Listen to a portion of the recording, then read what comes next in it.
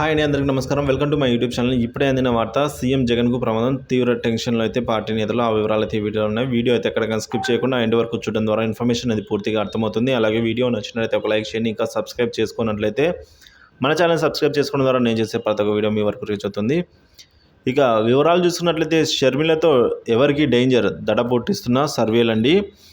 So Jagan పార్టీకి vote వేయొద్దని Viveka సతీమణి కుమార్తె ప్రజలకైతే పిలుపునిచ్చారు. జగనన్న పాలన ఇదేనా అంటూ చెల్లి షర్మిల కూడా ఉతికి ఆరేస్తున్నారు. ఇవి చాలా ఉన్నట్టు ప్రభుత్వ వ్యతిరేక ఓట్లతో వైసీపీ శ్రేణుల్లో కలవరం మొదలైందండి.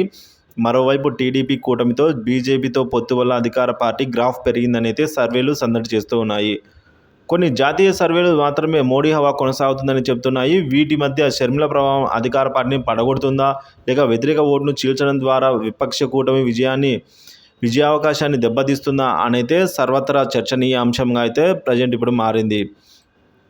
ఇక వైసీపీకి ఓటు వేయొద్దని వివేక భార్య కుమార్తె రాష్ట్ర ప్రజలకు విజ్ఞప్తి చేశారు. వివేక హత్య కేసులో నిందితులను సీఎం జగన్ కాపాడుతున్నారని ఆయన చెల్లెలు షర్మిల ఊరూరా చాటింపేస్తున్నారు. సో విజయ హామీలు నెరవేర్చకుండా రాష్ట్రానికి ద్రోహం చేసిన బీజేపీ, వైసీపీ, టీడీపీతో జనసేన అటకాగుతున్నాయంటే ఆమె తర్జన భర్జన పడుతున్నారు. సో తద్వారా తటస్థ ఓటర్లను అయితే ఆలోచనలు పడేస్తున్నారు. వైసీపీని షర్మిల దెబ్బతీస్తారని విశ్లేషకులు తొలుత అంచనా వేశారు. ప్రభుత్వ వ్యతిరేక ఓటును భారీగా చీలిస్తే టీడీపీ కూటమి విజయావకాశాలను దెబ్బతీసే అవకాశం లేకపోలేదని కూడా ఇప్పుడు మరీ చెబుతూ ఉన్నారు.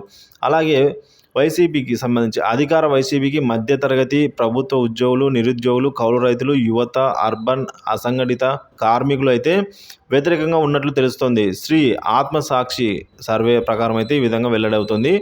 సో గ్రామీణ పేదలు, మహిళలు, రైతులు, కూలీలు వైసీపీ మీద సానుకూలంగా ఉన్నట్లుగా అయితే పేర్కొంది.